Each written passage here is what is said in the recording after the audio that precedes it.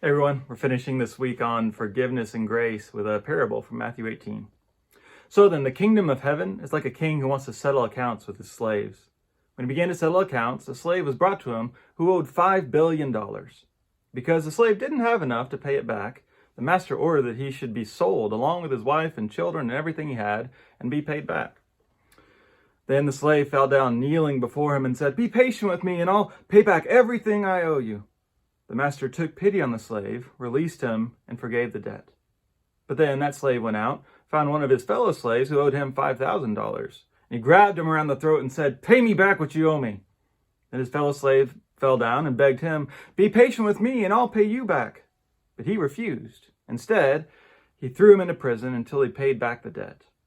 When his fellow slaves saw what happened, they were incredibly upset. They came and told their master everything that happened.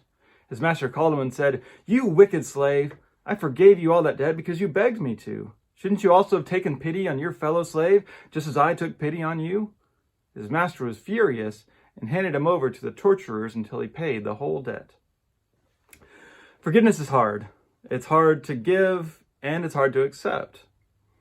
Now, for one thing, we don't actually like to ask for forgiveness. What we'd rather do is work off the debt ourselves. Right? We don't want pity. We want to be responsible. Right? I'll just do better next time. Right? It's pride that keeps us from admitting we're wrong and asking for help. But then on the other side, if we're really owed something from someone, it's hard to forgive that too. Because it feels like we're saying, well, it doesn't really matter what you did. Really, forgiveness means both sides acknowledging who was wrong, that wrong was done, but the one who was wronged is willing to let it go. Right? Forgiveness says someone is going to take a hit here, but I'm going to let it be me. See, that's what God does, like in this story with this $5 billion debt. And there are consequences if we can't do the same, if we can't offer forgiveness in turn. But then you have this question of, well, is the moral of this story forgive or else?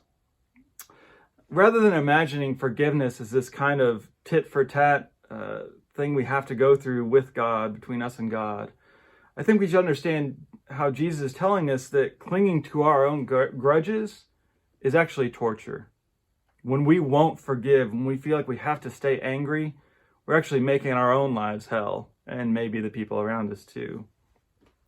Instead, I think we should understand this forgive so that you can be forgiven as like breathing. Forgiveness can't come in unless it's also going out, just like the air that we breathe.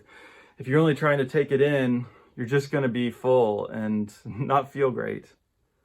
And so this is the rhythm. This is the pattern for the followers of Christ. Forgive us what we owe as we forgive what others owe us. On and on. That's the grace of God.